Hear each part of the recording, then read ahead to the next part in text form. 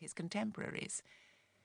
He joined up in 1914 when he was 19 and served all through the First War as an infantry officer with considerable distinction, gaining the Military Cross and Bar and the Croce de Guerra. By the age of 23, he was a major commanding a brigade, and by the end of the war, he had been twice wounded and buried alive, narrowly escaping death. Moreover, he had become completely disillusioned with war itself, considered both ethically and practically, and decided that all he could usefully try to do was save the lives of as many of the men under his command as possible. In 1918, he resigned his commission and returned to Oxford, where he was academically idle, though he passed his finals with distinction, and devoted much of his time to rowing with outstanding success. His friend Noel Carrington took him over to Tidmarsh Mill House, where he fell in love with his first wife, Carrington, and got to know and made a lifelong friend of Lytton Strachey.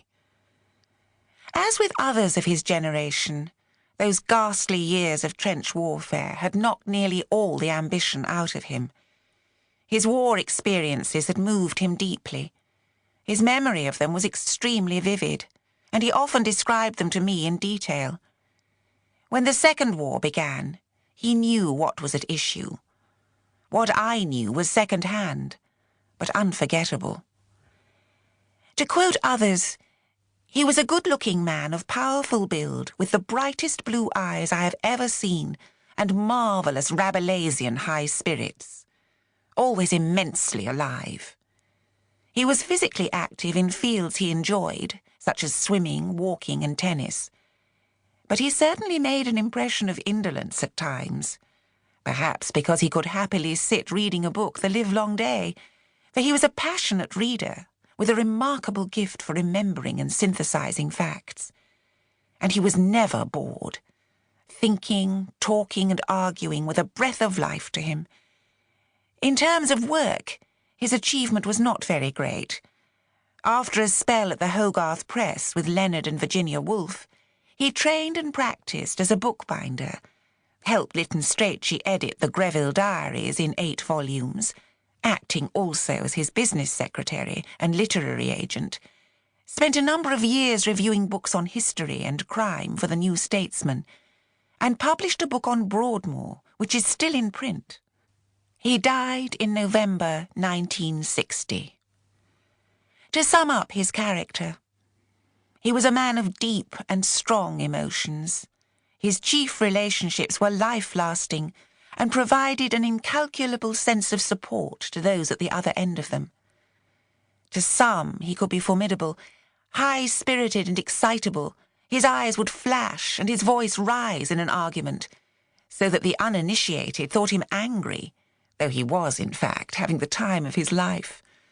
Laughter-loving and producing, a great enjoyer and immense fun to be with, having a rogue elephant streak, which could be irresistibly comic. But some people undoubtedly found him aggressive, and he was quite aware himself of a tendency to lose his wool or blow up, as he described it. To his excellent brain and memory must be added realism with a strong vein of scepticism. He was a dedicated rationalist and almost shockingly truthful. His strong interest in other people was the only feminine thing about him, and he was much in demand as a confidant and adviser. Many of the friends who visited us during our 30 years at Hamspray have told me what a strong influence he had on them. Ralph Partridge's statement to the Appeal Tribunal for Conscientious Objectors in 1943. I joined the army in 1914 because I was persuaded that I should be fighting for civilization in a war to end war.